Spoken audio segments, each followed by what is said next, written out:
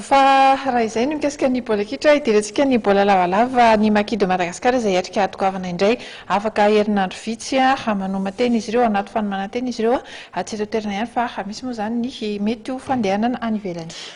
Hiatrika lalao fanomanantena lalao tsapa moa ny ilazana azy ity atsy Afrika Atsimo ny Makis Madagasikara tokony tamin'ny faran'ny herinandro ity kanefa no ny fandaminana dia mihemitra amin'ny asabotsy ho avy izao no hanainga ho atsy Afrika Atsimo ny ekipa-pirenena malagasy hiatrika fanomanana amina ekipa division voalohany iray ao Afrika Atsimo Mpilalao 420 moa no nofatena ny mpanazatra hiatrika izay lalao izay.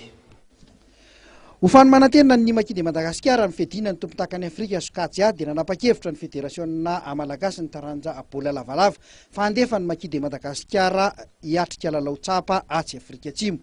Mpilalao 420 ny antefany ny mpanazatra Bertin Zoto saika ireo Makis niatrika ny kanina 2024 avokoa no safidin'ny mpanazatra afa-tsy Ibrahim Siponina ary Gogo. Raha tsy misy ny fivana dia amin'ny faran'ny herinandro zao no anainga ny ekipa-pirenena malagasy hiazo any Afrika Atsimo. 30 no isan'ny delegasiona ka ny 420 amin'ireo no mpilalao, 3 mpanazatra, mpikambana avy eo amin'ny federasiona 2 ary mpitsabo iray. Ekipa divisiona voalohany ao Afrika Atsimo no anome tsapa ny Makis Madagasikara.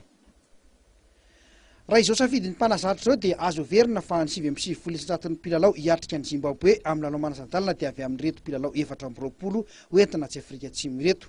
Arak'izany dia fanamafisina ny traikefan'ireo mpilalao tsirairay avy efa zatra miaraka amin'ny lalao iraisam-pirenena no tena tanjona amin'ity lalao fitsapana atsy Afrika Atsimo ity. Tsy mbola miomana loatra amin'ny mpilalao vaovao aloha zany ny mpanazatra hatreto.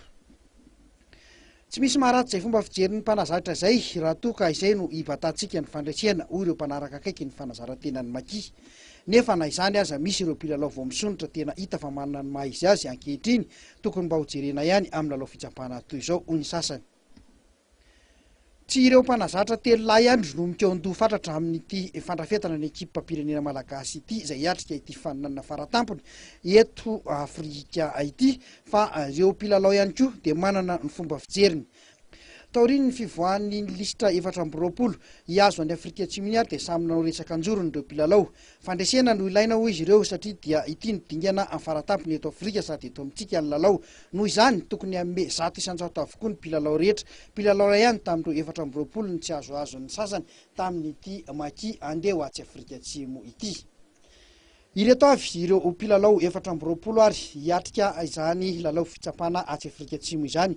Ikoko avy eo amin'ny Tam, Ipenja avy eo amin'ny TFM Manakasina, Yasina avy eo amin'ny Cupa, Izo avy eo amin'ny 3FB, Lesabotsy avy eo amin'ny IRC, Donal avy eo amin'ny Cupa, Claudio avy eo amin'ny Akady Fotsy, Rija avy eo amin'ny 3FB, Rabe avy eo amin'ny 3FB, Tolitra avy eo amin'ny 3FB, Gogo avy eo amin'ny Kosfa, Ponina avy eo amin'ny Akady Fotsy, Dadatu avy eo amin'ny IRC, Dolfa avy eo amin'ny Kosfa, Ibrahim avy eo amin'ny IRC, Bien avy eo amin'ny IRC, Sidoni avy eo amin'ny 3FB, Sulbe avy eo amin'ny Cheminot, Toussaint avy eo amin'ny IRC, Christian avy eo amin'ny Akady Fotsy, Tina avy eo amin'ny IRC, Do avy eo amin'ny Kosfa, Zaki avy eo amin'ny IRC ary José avy eo amin'ny 3FB.